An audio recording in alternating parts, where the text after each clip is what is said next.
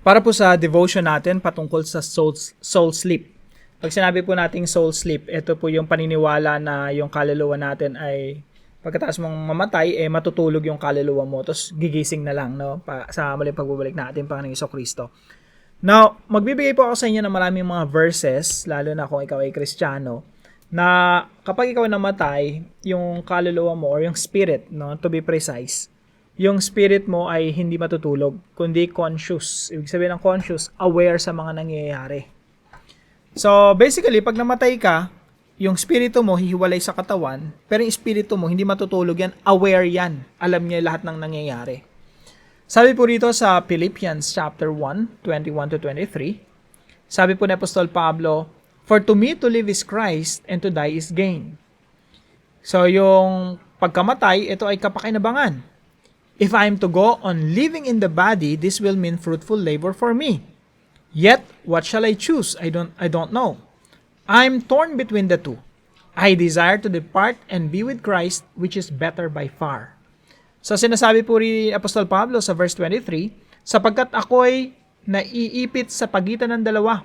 Ang aking nais ay umalis," ibig sabihin pumanaw, "at makasama si Kristo, sapagkat ito'y higit na mabuti."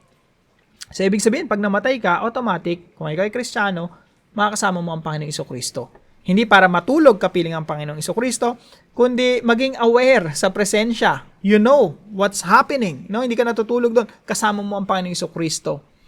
2 Corinthians chapter 5, verse 8. "We are confident, I say, and would prefer to be away from the body."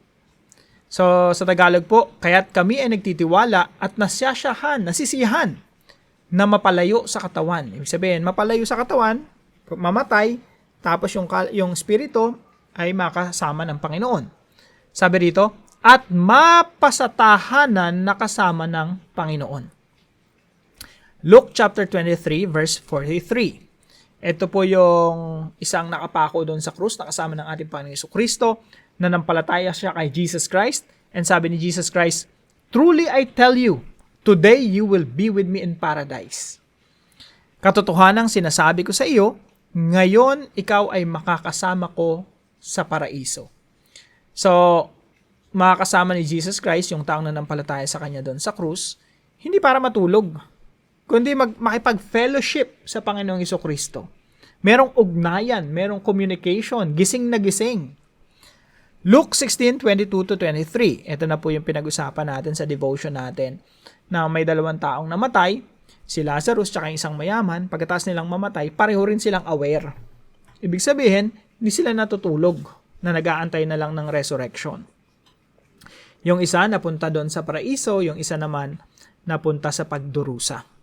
Kaya, kung ikaw ay hindi sigurado sa iyong pananampalataya, tapos nag-commit ka ng suicide para tapusin ang iyong problema dito sa mundo, tapos hindi ka naman pala totoong nakakakilala sa Panginoong Jesucristo, hindi naman pala, akala mo lang, no, you're a believer of Christ, naku po, mas matindi yun. Kasi mamaya, pagkamatay mo, pagdilat ng mata mo, no, nung spirito mo, andun ka sa place of suffering. Sabi rito, at mula sa Hades, na kanyang pinagdurusahan. Kaya nakakatakot talaga mag-suicide lalo na kung hindi ka mananampalataya. Pag kamatay mo, meron pang next na pagdurusa, mas matindi pa palang problema yung iyong kakaharapin. So, huwag ka mag-suicide, no? Una, meron akong mga sinulat dito na number 1, wait patiently until you see God's deliverance. Magantay ka sa Diyos hanggang sa iligtas ka ng Diyos sa iyong sitwasyon. Imbis na tapusin mo yung buhay mo dahil nandun ka sa kumukulong tubig, no? Kasi ang hirap talaga, problema everywhere, no? Pero you just have to wait patiently on God. Si Lord yung mag-aahon sa iyo mula sa pagdurusa. Remember your loved ones who care for you. Maraming tao nagmamahal sa iyo. Huwag mong pasakitin yung kanilang mga puso at damdamin. And number 3, stay alive even when life doesn't make sense. Manatili kang buhay. Kung kailangan magtiis, sige magtiis.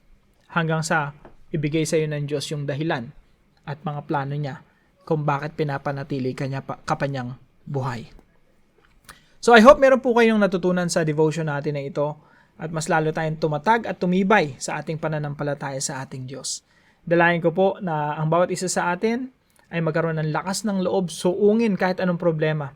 Huwag po tayong susuko, huwag nating i-give up yung ating buhay. The fact that you're still alive, it means God has a purpose, God has a plan for your life. Yun lamang po, pagpalain po kayo ng ating Panginoon. See you po tomorrow 5 a.m. dito sa ating Daily Devotions.